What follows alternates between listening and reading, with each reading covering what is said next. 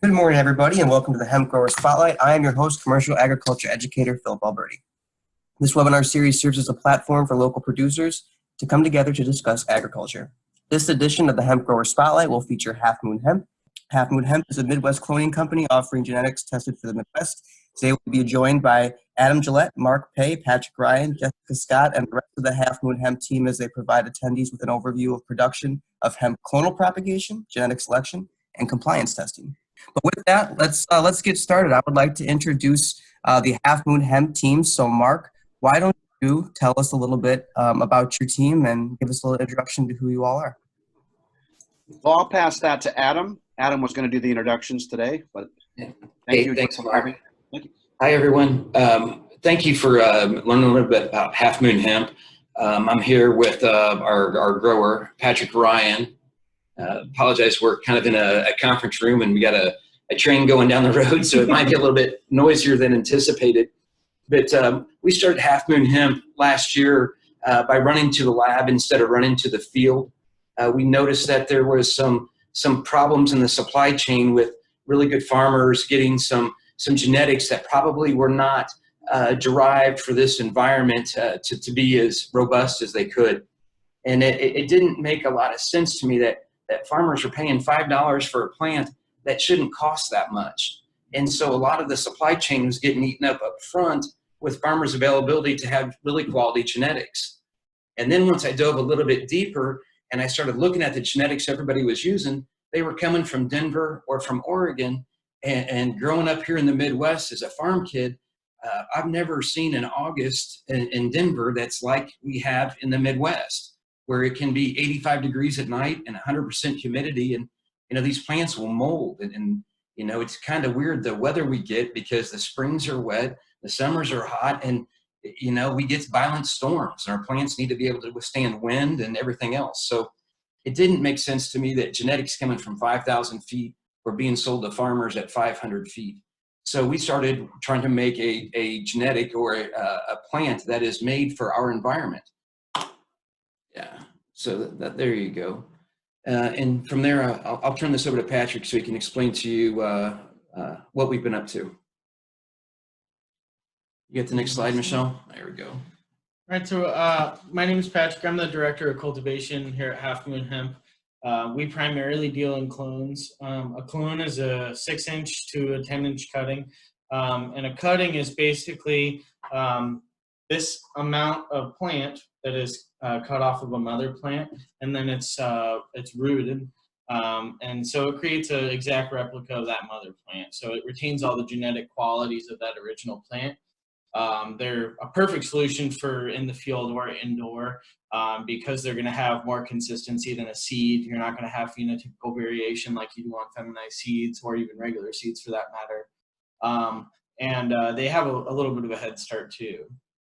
So in the slide, you'll see an example of one of our clones that was taken about 7 days after cutting, and they don't take much time to get ready for the field either, which is another big bonus.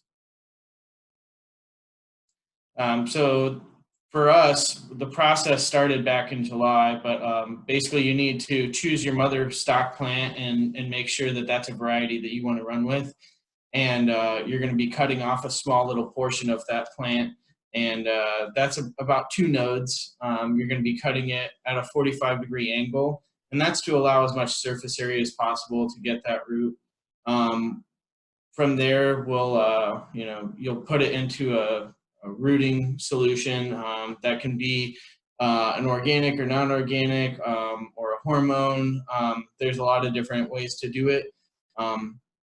And then after that, it's going to be placed into a rooting cube. There's a lot of different types of cubes out there. Some are made from peat, some are made from cocoa coir, rock wool. There's even horticulture foam ones out there as well. And then after that process, they want to be placed under light. If they're in the darkness, then they're not going to stay growing and they likely won't produce roots. That light doesn't have to be extraordinarily strong. However, it does have to have a little bit of light on it in order to have that rooting process go through. So there's a little bit of difference between the root systems of seeds and clones.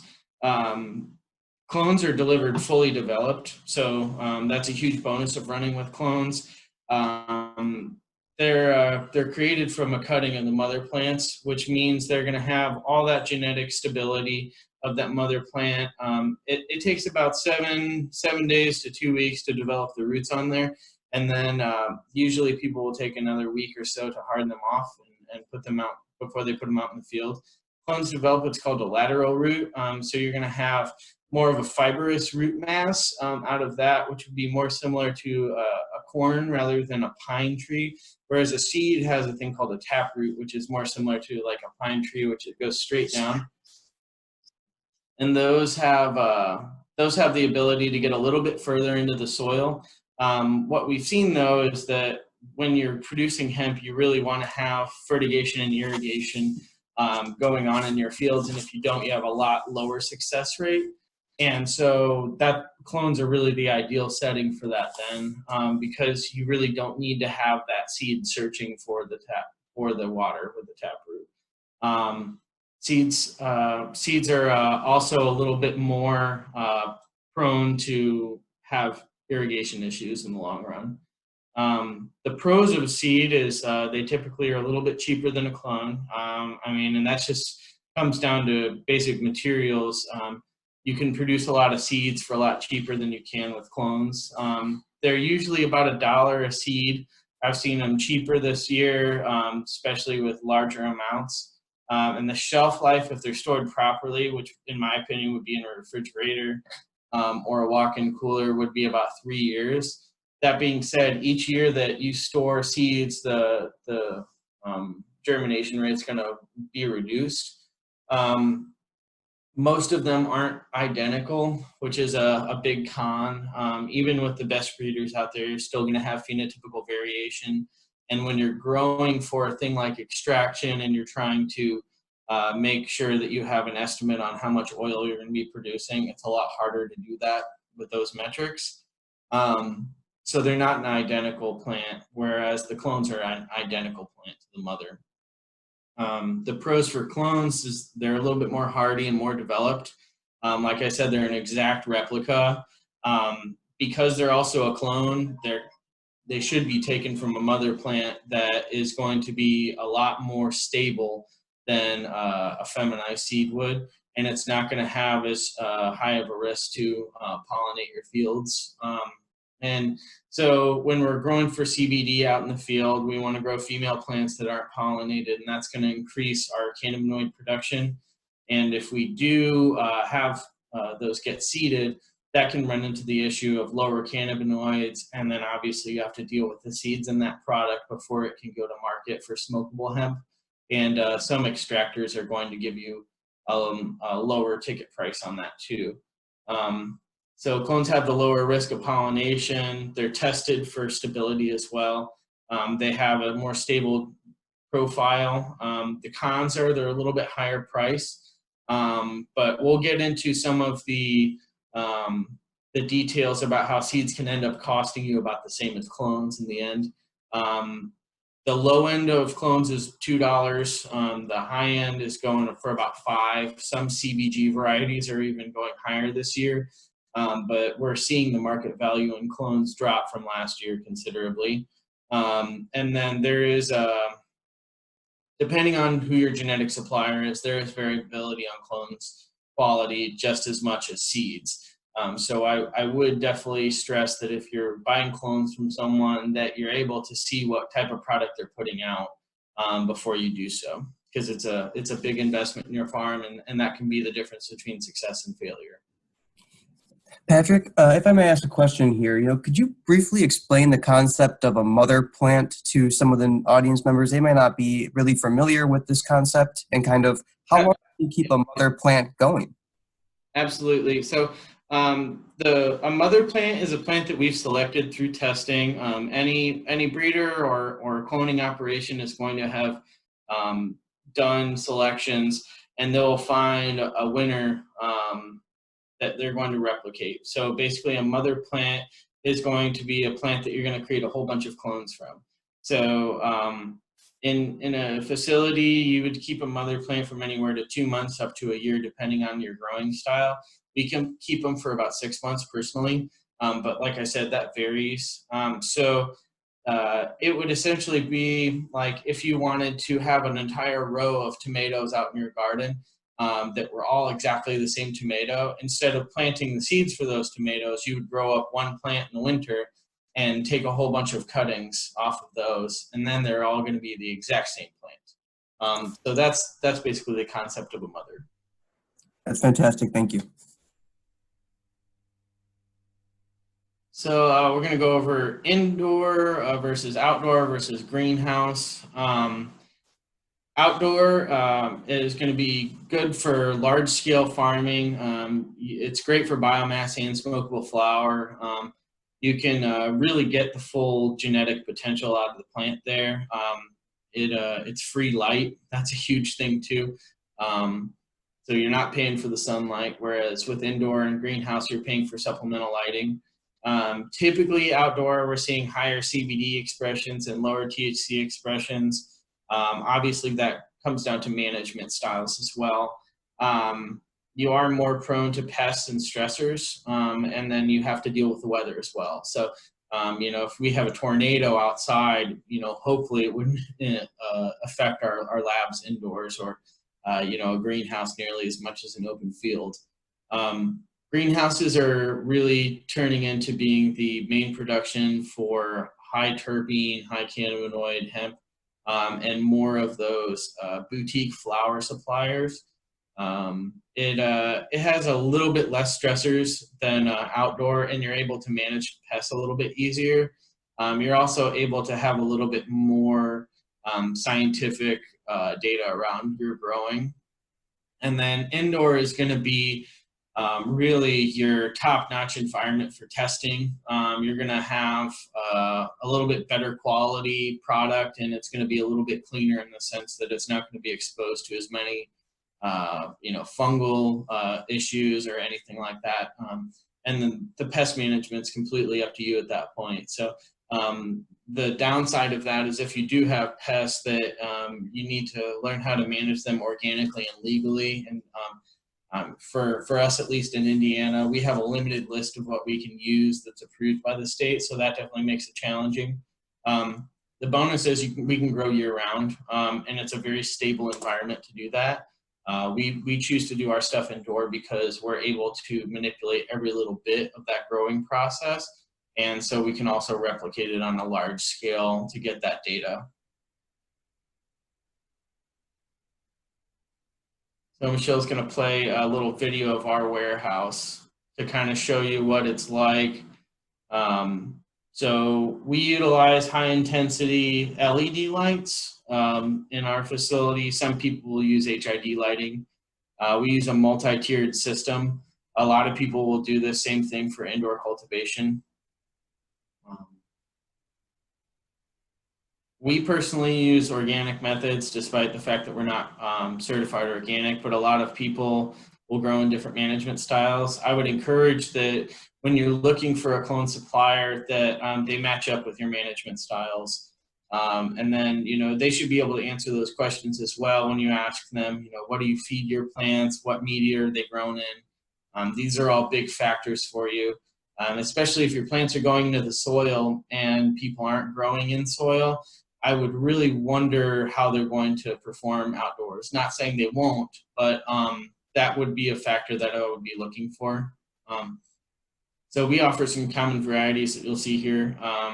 These are varieties that, we've done testing in-house. All of these suppliers should be doing their testing in-house and their selections in-house as well.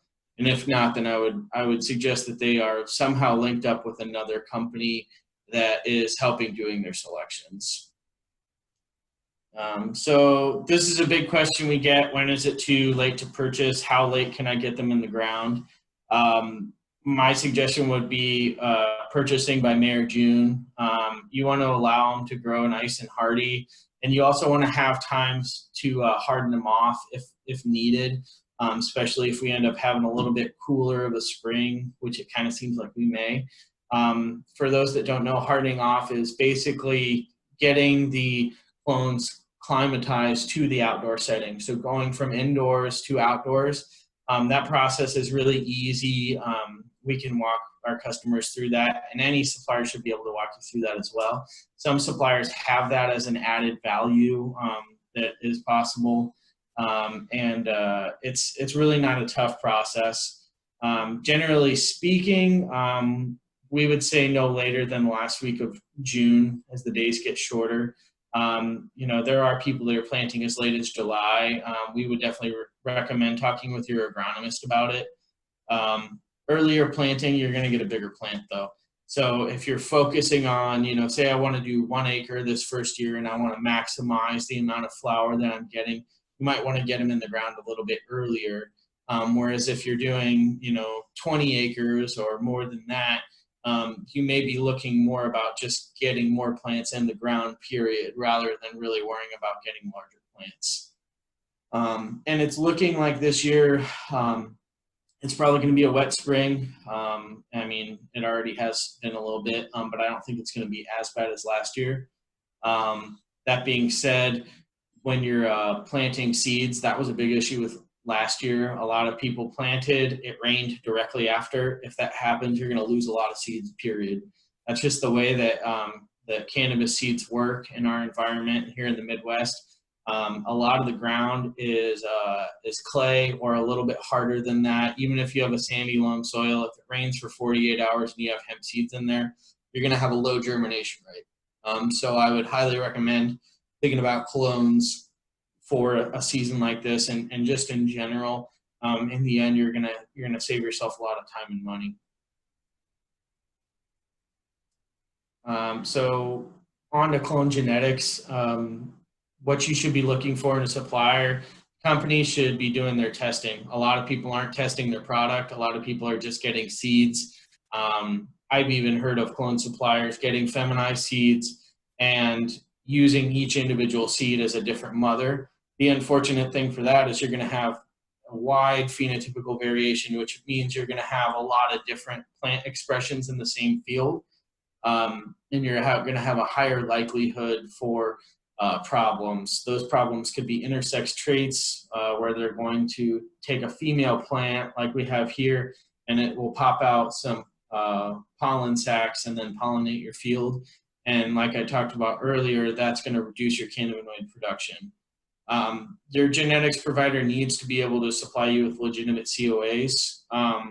We've seen a lot of fraudulent COAs. There's currently some people right now in our state that are getting investigated for having fraudulent COAs. You definitely want to make sure that it's a lab that is trustworthy. And if you're not sure, ask around. There should be a pretty open line of communication on this as well. If they can't tell you, where they got their COAs done, or the process of that, that's something that I would be very wary of. You also want to look at things like limit of detection. So that's going to be defined as LOD at the bottom of your COA for the most part. That's going to be the limit of what it will pick up. So in these devices that they use to check cannabinoid content, there is a limit of detection on all of them that are calibrated for. Your state should have a specific limit of detection that they'll be able to tell you about if you call your state chemist lab. Ours does. They're very open about it. Our limited detection here is 0.05. And so I went out and I found a lab that has that same limit of detection, and that's what we go with. If your limit of detection, for example, is 1.0, then it doesn't really matter for you, because if you're a total THC state, which you guys will be in October, so you should plan on that, then the COA will not be in compliance. And just to further, go into that, your total THC limit is 0.3%. And so that means that anything higher than 0.3 is going to be considered marijuana, basically, in the eyes of the government and the eyes of your state government as well. So be very aware of that. I would ask the clone suppliers if they're doing stress testing on these plants, seeing if they've tried to reverse them, if they've seen how hard it is to get them to be unstable. And when I say unstable, that's mainly talking about throwing out pollen from a female plant. I personally put all of my stuff through the ringer pretty hard because I didn't want to send anything out in the field that was going to produce pollen and feminized seeds, because we're in the business of cannabinoid production, not that. Pest resistance is another big thing. You can typically find 1 or 2 researchers in each state that is going to be working on an entomology level with hemp. That's our researcher here, Marguerite Bolt. Stability is really, really important for cannabinoid production, because if you do have seeded crop, it's going to be a lower cannabinoid content. And we've seen people that had their fields pollinated last year with hermaphroditic plants, and their production went down to about 3 to 4% CBD. And the issue that you have there is that a lot of suppliers won't be interested in processing that product. So you'll end up sitting on it for longer until you find someone that wants to process it. Cannabinoid content reduces over time as it oxidizes. So even if you do have it stored in an airtight container, over the years, you can really only keep this biomass for about 1 to 2 years before it starts to degrade pretty heavily. And once you're down into the 1-2% range, you won't be able to find a supplier that's going to process that. And the main reason being is that processors use solvents in order to extract those cannabinoids, and the cost of the solvent will be more than it is to get that product out of it. So you really, really want to make sure that your genetic provider is ensuring that your stuff is not going to hermaphrodite out in the field. So you've probably heard about feminized seeds. Essentially what feminized seeds are is you take a female plant, through a chemical process, you halt gibberellin, which is the growth hormone, and you promote cytokine. And so that's going to basically change the plant from female to a male. And it's going to, instead of putting out nice pistils, it's going to put out flower clusters. So then they'll take that pollen, which is feminized, and then they'll put it onto a female plant in order to create all female seeds. The University of Cornell, they just came out with a study this year that was doing studies on feminized seeds, and they found that about 50% of them were actually true females, and they found a lot of intersex traits. That being said, there are feminized seeds out there that are quality. I can't really recommend one company or another because I've seen varied results from about all of them. That's another reason why we aren't releasing feminized seeds this year. We just feel like there's more to learn about the crop before we want to release those. And that's why we're releasing clones, only because we can definitely stand by those clones and know that they're not going to hermaphrodite in the field. The other really rough thing about seeds as well is that when you make feminized seeds, the germination rate is a little bit lower. And we've even seen it been as bad as 50%. So back into the investment of seeds, you might have $1 a seed, great deal, right? Well, you invest $3,000 into 3,000 seeds, but only 50% of those germinate. You just paid $2 a seed when you could have paid $2 a clone, and you could have had a guaranteed plant. So that's another issue that you run into with the seeds. And like I said, I think that'll change over time, and I hope that it happens, quickly. Because I do feel like seeds are a decent option for some farmers. But if you're looking for a surefire way to do this, I really would recommend clones over anything else. So I'm going to go over some myths about cherry wine and common varieties. You'll probably notice a lot of the genetic suppliers supplying a lot of the same varieties. So cherry wine, for example, it's a cross between 2 strains called the Wife and Charlotte's Cherries. It's a really common and very stable variety, which is why a lot of breeders use it. A lot of breeders will also claim that it's theirs, that they made it. I found a lot more evidence that it's more of a private breeder that actually made it and released it to the public. For example, like Charlotte's Web, that was a privately owned company, and then that clone made its way magically out of their facility and turned it into a massive clone. So you want to look for someone that's able to tell you, where'd you get your cherry wine? If they say, we made it, then I would push them a little bit more. We didn't make cherry wine, and I'm not going to tell anyone we did, because we didn't. But we did see that the F1 generation, which is basically the first iteration of that wife crossed the Charlotte cherries, it did have a little bit of issues with vigor, and we ended up doing a selection out of a second generation. As you go through further generations, especially F2 and F3, you're going to get more and more refined varieties with the same qualities that you're looking for. So if people are still working with the same generation year and year and year after year, I would wonder if it's that well of a performing plant, or if they're not pushing the genetics as far as they could. I can tell you that we're constantly working on new stuff, and any good genetics provider should be constantly researching and looking for more stuff. While others may have made a selection to cherry wine, it's important to select a version that has a good COA, it's proven, and you have people that have grown it before. So, you know, I would ask them, how many cycles have you grown this? Have you flowered these? You know, so over to our, on the left part of the slide, we have a picture of our cherry wines. That shows the size of our clones when they're fully rooted and they start to grow. You really should be looking for a clone that's nice, good size. Most of the domes that you're going to get with these are about 8 inches. Once they're rooted, they should be popping full out of those domes.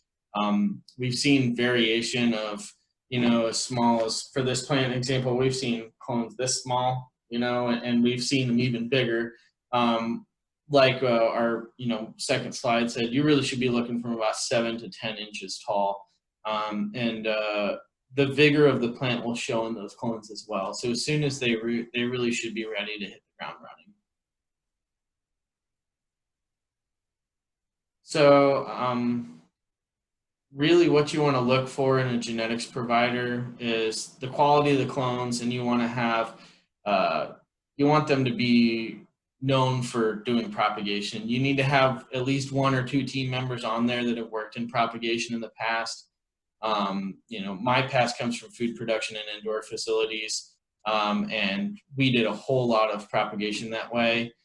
They should have support and resources ready for you. So, you know, basically any question you throw at them, they need to be able to answer or pass it on to someone that knows the answer.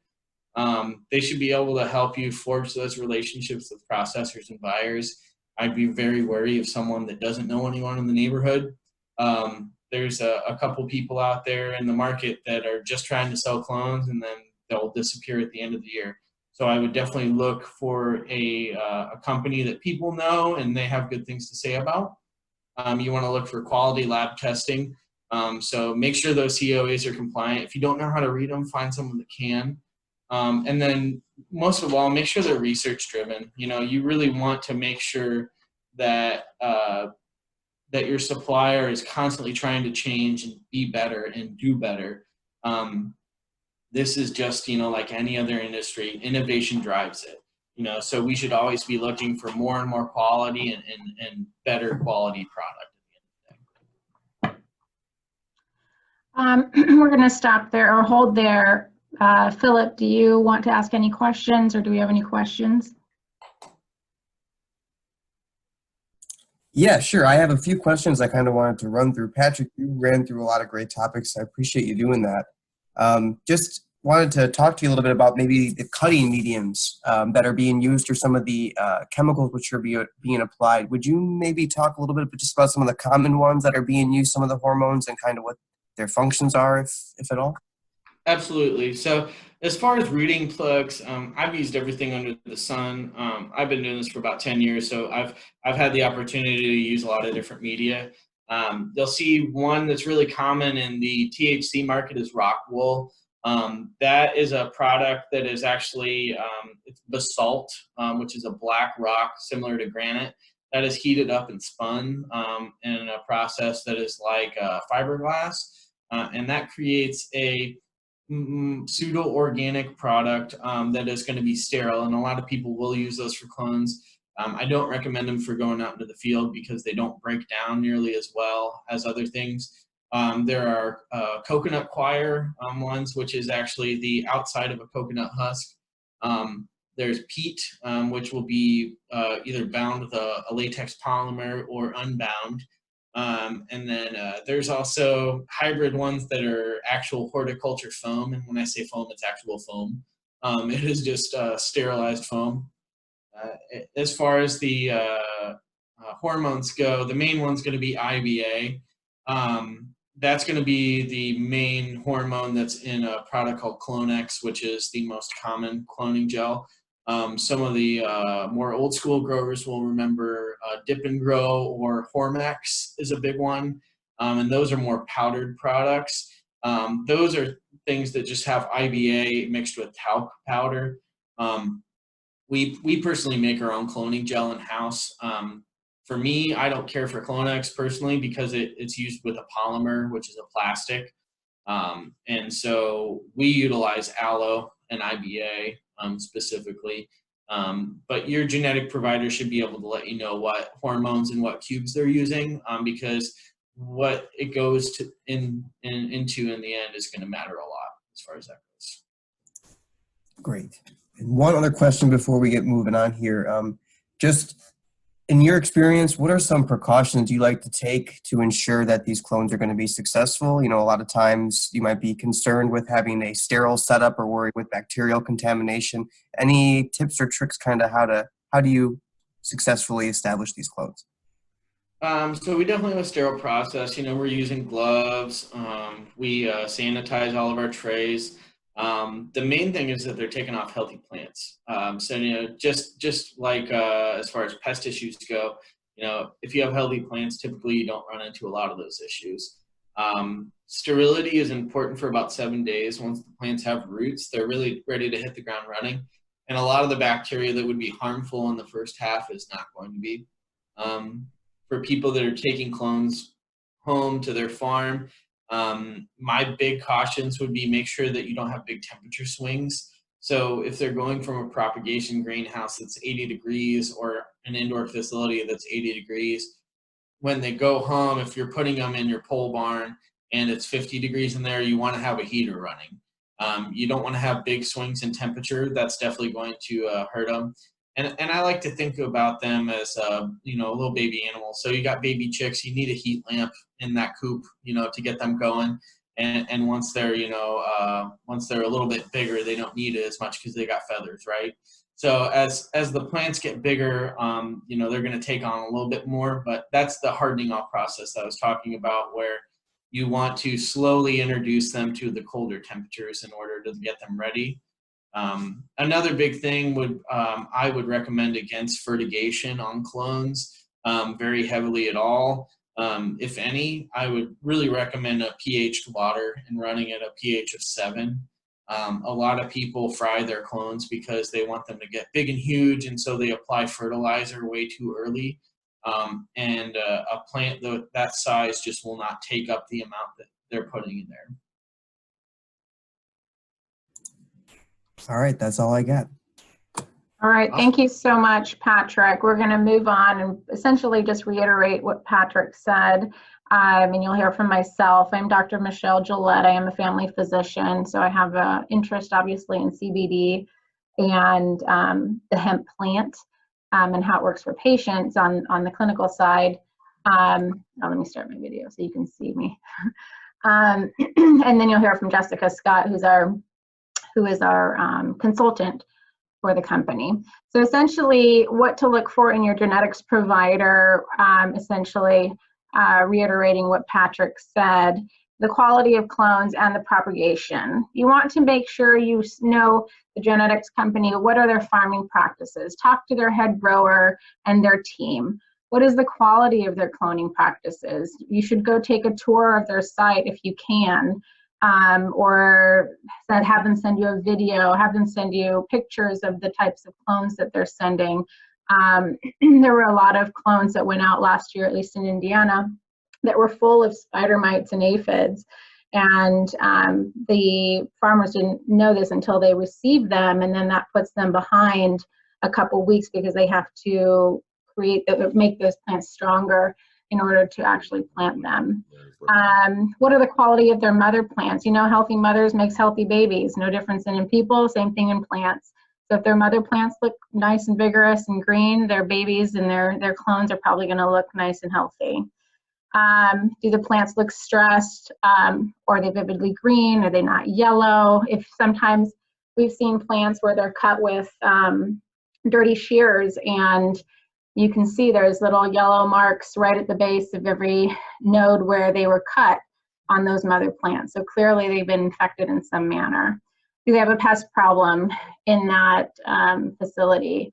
Are there aphids? Are there spider mites? Because if they do, you're going to get those clones with aphids and spider mites, and that's not a good way to start your farming practices. So like he said, you want support and resources. Did your genetic provider have relationships with an agronomist? They may have one on staff, or can they point you towards somebody that they are working with? We're not experts in the whole process, but we do want to provide support for our farmers so that they can be as successful as possible. So we have reached out to make sure we have those relationships, and you want to make sure your genetics provider does as well. Same thing, do they have resources for support and services like transportation, shipping, hardening? Maybe they don't do that for you, but they can point you in the right direction to provide those services. And relationships with processors and buyers. Obviously, your genetics provider is not going to be the one to make those contracts, but they should be aware of the entire process from clone to cash, essentially, right? So have they built those relationships? Do they understand what type of processing you need for your farm and the type of hemp that you're growing? Because that's different depending on whether you need CO2 extraction for higher terpene profile, or hexane, or there's different ways to extract hemp, oils and distillates, and it depends on what type of hemp you're growing, whether it's fiber, whether it's for smokable flour. So you want to be able to make sure that your genetics provider understands that, so they can provide you with the type of genetic that's perfect for your farm. And are you staying up to date on legislation and changes in the hemp industry? I'm going to switch it over to Jessica Scott here, who's our consultant, and she's involved with Midwest Hemp Council, and she is involved a lot with Justin Swanson over here in Indiana, who's the #1 person who does legislation. Hi, everybody. Thanks, Michelle. As you saw on the introductory slide for the team, my name's Jessica Scott. I'm on the team as a consultant. I've been in the industry since about 2013, entered on the food side, and then quickly that transitioned into cannabinoid-oriented work. I sit on a few organization boards, essentially to help strengthen our supply chains, ensure that we have accurate information and educational campaigns, and advocating for appropriate legislation wherever that works for the groups that are working together. So I gave a really high-level overview of current regulations. So we are required to only supply to licensed growers as an Indiana licensed propagator, right? That's typical for many states. However, we're seeing, especially this year, that state-to-state legislation is different than federal legislation. So federally, things are pretty clear and open. On the federal level in 2014, it allowed the pilot programs to open, working with an institution of higher learning. Many chose to stay with those regulations and forego moving into a 2018 Farm Bill language, which the major things that did, it allowed for the commercial production of hemp. It declared hemp an agricultural commodity, and it did some pretty exciting things for growers, which includes, opening up your ability to receive crop insurance, easing banking.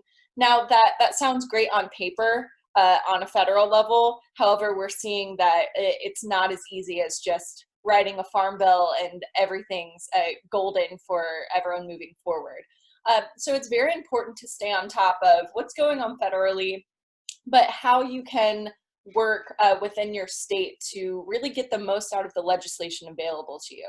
So with that said, I know in Illinois, you're moving from Delta 9 to being a total THC state October 1st. This is an issue that...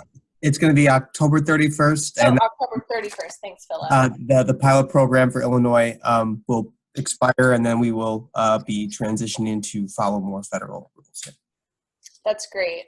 And I apologize. So October 31st, this is an issue that, you know, it not only affects a grower if you're growing for cannabinoid production, predominantly CBD, but it can also affect you if you're growing for fiber or grain. So here in Indiana, we actually saw some plots grown for fiber that went hot on THC last year, and that was for just a Delta 9 test. We've also seen plots going hot for total THC since we've moved to that.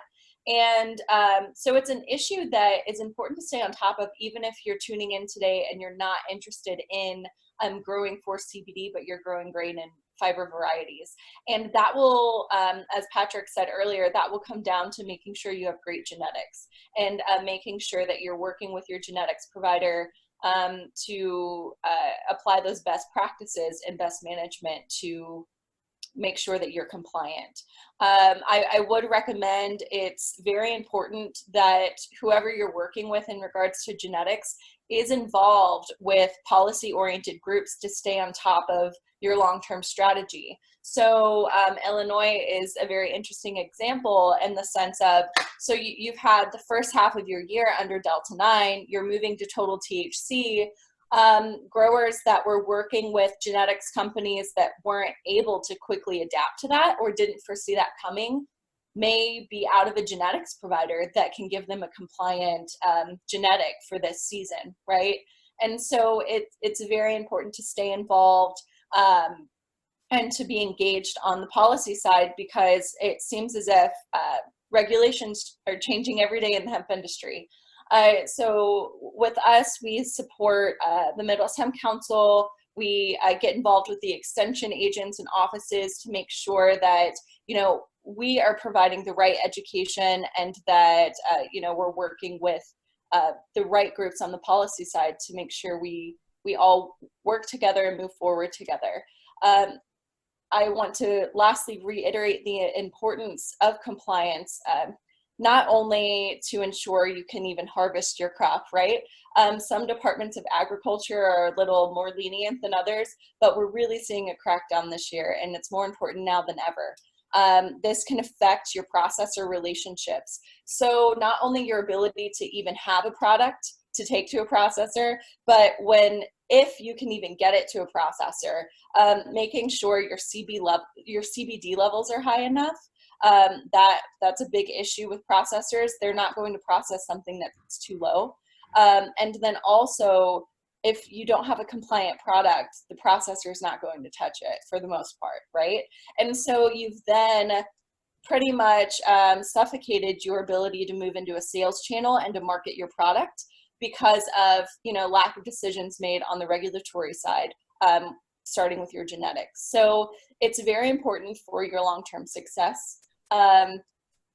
If anybody has questions about Illinois specific legislation and regulation, Philip offered his feedback, so you can put that in the chat box. But that's really all I have to say, other than all of our genetics adhere to total THC approach that allows us compliance and freedom to operate across Midwest states. So not only do our plants work well in the climate, they work well in the regulatory climate.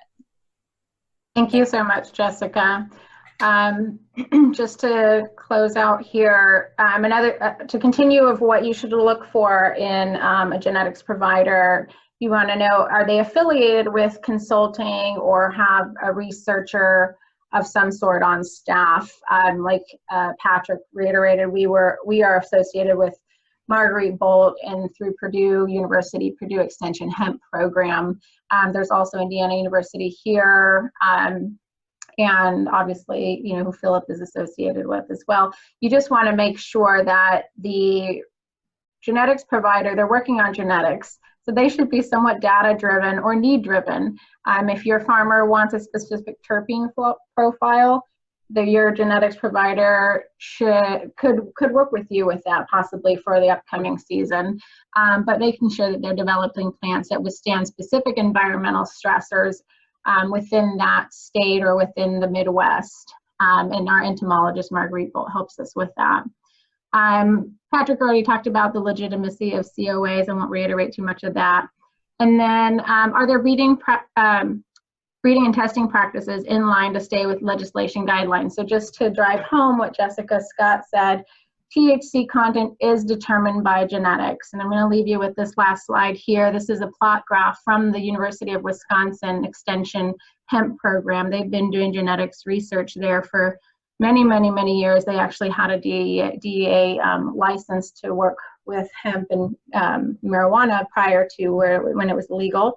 And they did a scatter plot of the different hemp varieties. And here it clearly shows that the higher CBD content that you go, the higher THC content that they go. Their limit over here they placed is 0.4%. I don't know if you can see my pointer. And you can see that basically you're crossing above that 0.4%. The federal level is 0.3%, so this is actually a higher level. So you really can't get a plant that's high in CBD, i.e. greater than 12.5, if you're gonna, because you're gonna cross that 0.4%. So anybody who's claiming, is it really 12.5%? Yeah, anybody's claiming really high, and you're gonna have your outlanders, you know, here's some outlanders here, outlanders here. So you will have some random plants, but the majority of them are going to cross into the higher THC level if you go into a real high CBD content. So you're pretty safe if your CBD content is around 7, 8, 9%, and that's pretty darn good. So this is just a scatter plot from the Wisconsin, and with those slides you can click on that information below when you guys receive them. And that's it, you guys. Thank you so much. Here's our website, halfmoonhemp.com. We are on Facebook and Instagram. Our YouTube just has a couple videos up there. It's not a intense YouTube station, but that's where we host a lot of our videos so that we can use them. Philip? Yeah, I appreciate that. I just have a couple comments here regarding the slide you just showed about the data from the University of Wisconsin. So Rock River Labs out of Wisconsin did a great grower spotlight a few weeks ago showing all their results from the 2019 season, looking at cannabinoid development throughout the season, microbial contamination, heavy metals. They basically did a full run through of all of their data from this year, and they are one of the state-approved labs in Wisconsin.